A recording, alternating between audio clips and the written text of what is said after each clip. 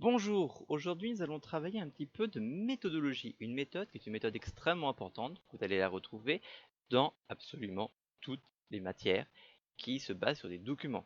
Donc bien évidemment en SVT, en physique-chimie, en mathématiques, en sciences économiques et sociales, en histoire-géographie, vous pouvez la trouver aussi dans tout ce qui est études de la société sur les parties de langue, etc. Bref, vous allez la retrouver de manière très large, c'est la lecture d'un graphique.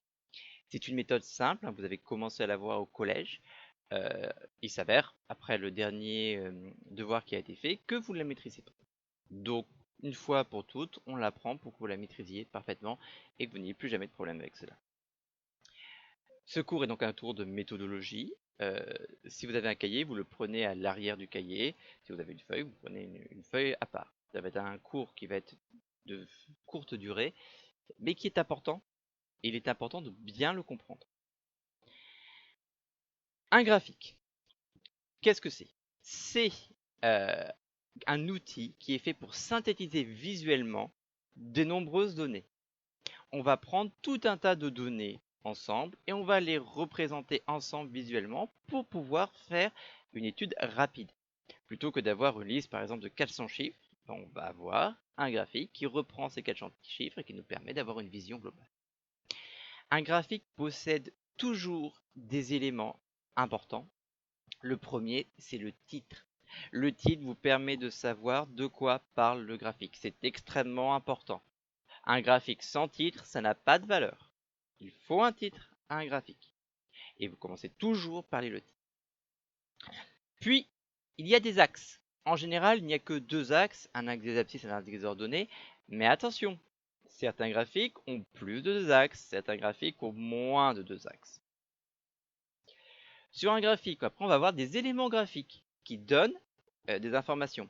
Ça peut être des plages de couleurs, ça peut être des lignes, des points, ça peut être des barres, ça peut être des symboles répartis, bref, tout un tas d'éléments graphiques qui permettent d'avoir l'information.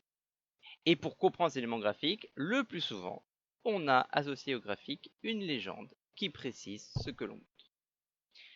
Si le graphique n'est pas un graphique évident par sa forme elle-même, vous avez forcément une légende qui explique. Ici, un exemple d'un graphique, un graphique d'économie, le prix du baril de pétrole en dollars. Vous avez donc ici le titre, prix du baril de pétrole en dollars. Vous avez un axe des abscisses qui représente le temps en années, un axe des ordonnées qui représente le prix en dollars, et vous avez l'élément graphique qui est la courbe. Ici, pas de légende, c'est un graphique suffisamment simple pour qu'on puisse se passer de légende. Ce type de graphique très simple, c'est ce qu'on appelle un graphique bivarié. C'est-à-dire qu'il a deux variables en abscisse et en ordonnée. Un graphique bivarié, c'est un graphique qui possède deux axes, avec des abscisses, l'axe abscisse est horizontal et avec des ordonnées verticales. Le titre d'un graphique bivarié est toujours de la forme grandeur des ordonnées en fonction de grandeur des abscisses. Par exemple, le nombre de bactéries en fonction du temps. Là, j'aurai le nombre de bactéries en ordonnée, le temps en abscisse. La quantité de pétrole en fonction de la profondeur. J'aurai la quantité de pétrole en ordonnée, la profondeur en abscisse.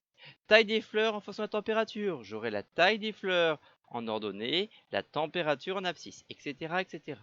C'est le seul titre valable d'un graphique bivarié. Parfois, lorsque le temps est en abscisse, on oublie de mettre en fonction du temps. C'est une erreur assez classique parce qu'on a tellement l'habitude de voir le temps en abscisse que parfois on oublie. Si c'est le cas, vous pouvez le rajouter. Mais si ce n'est pas le temps en abscisse, on a forcément dans le titre la grandeur des ordonnées en fonction de la grandeur des abscisses.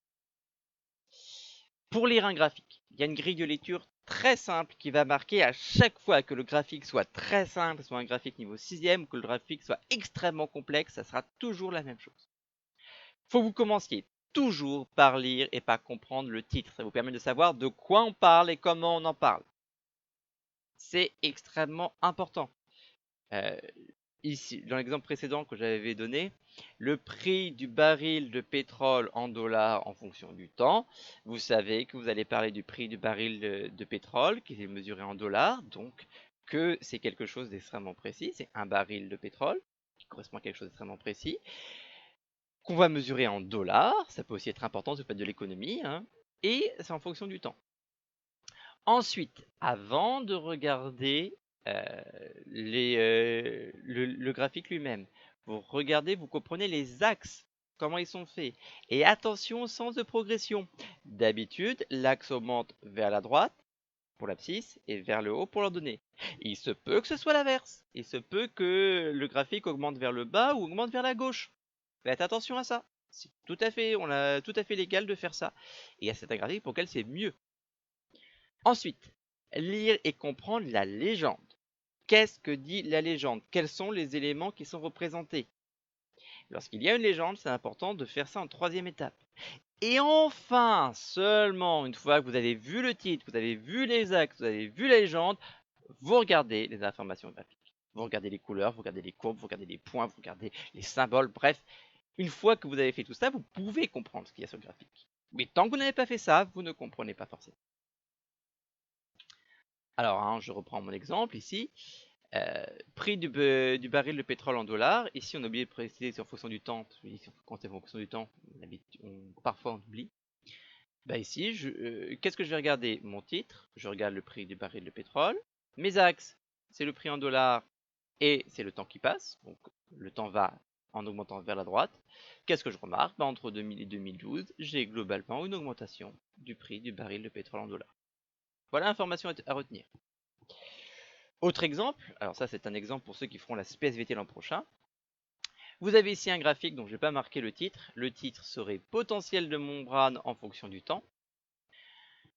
Ici, du coup, je regarde un potentiel de membrane, qui est quelque chose que je mesure sur une membrane plastique, la membrane d'une cellule, en fonction du temps. Je remarque du coup que ça augmente vers le haut, ça augmente vers la droite. J'ai des légendes qui parlent d'une dépolarisation, d'une repolarisation, mais c'est la même courbe. Donc la courbe représente le potentiel de membrane, comment il évolue en deux parties. Et là, ce qu'on peut voir, c'est qu'on a une partie de dépolarisation qui fait augmenter le potentiel, une partie de repolarisation qui fait baisser le potentiel. Et ça en tout, ça prend environ une milliseconde. Un exemple un petit peu plus compliqué, ici, ce sont les variations de population d'oiseaux en fonction du temps. Donc, j'ai mon temps qui augmente ici vers la droite, mes variations de population qui augmentent vers le haut, donc ça veut dire que plus je suis haut, plus mes oiseaux sont nombreux. Je remarque qu'ici j'ai une légende avec 3 données, la sauvagine, qui est un type d'oiseau, mes autres oiseaux marins, et les oiseaux de rivage, donc ceux qui vivent sur le rivage. Ce que j'observe, c'est qu'on a une augmentation du nombre de sauvagines et d'oiseaux marins au cours du temps, alors que j'ai une diminution au cours du temps du nombre d'oiseaux de rivage. Autre exemple, ça c'est en géologie, pareil, hein, ceux qui feront la SPSVT en terminale verront ça. C'est, même en première d'ailleurs, la température en fonction de la profondeur, dans deux cas, dans le bassin parisien, dans le fossé rhénan, qui sont deux endroits. Je remarque que ma température augmente vers la droite, mais que ma profondeur augmente vers le bas. Même chose ici. Donc, on a des légendes qui nous disent qu'ici on a des roches élémentaires, ici on a du granit. Voilà. Ce que je remarque, c'est que ma température augmente quand la profondeur augmente. Faites attention, ici la profondeur augmente vers le bas, donc ma profondeur augmente quand la température augmente, et vice versa. Un graphique un tout petit peu plus difficile, vu qu'ici on a plus de points et une légende plus compliquée, c'est la présence de poissons, l'extension vers le nord des espèces tropicales, en fonction du temps. Donc c'est l'endroit où on les voit au plus haut. On s'aperçoit que ce poisson-là, le Xenopsis, qui est représenté par des points, au cours du temps se retrouve de plus en plus au nord. La latitude, c'est le nord, elle augmente vers le haut. Et le temps augmente vers la droite. Même chose pour Moncitopsis, qui est présent de plus en plus au nord au fur et à mesure du temps. Ça, c'est une preuve que le climat se réchauffe. Enfin, dernier exemple, un exemple encore plus complexe, qui est ici des anomalies de température en fonction de la profondeur sous l'Islande. Alors ici, il faut comprendre les axes, c'est pas facile. Un axe qui est ici, qui n'est pas vertical, hein, qui est la profondeur et qui augmente vers le bas. Et ici, ce que vous avez, c'est la courbure de la Terre.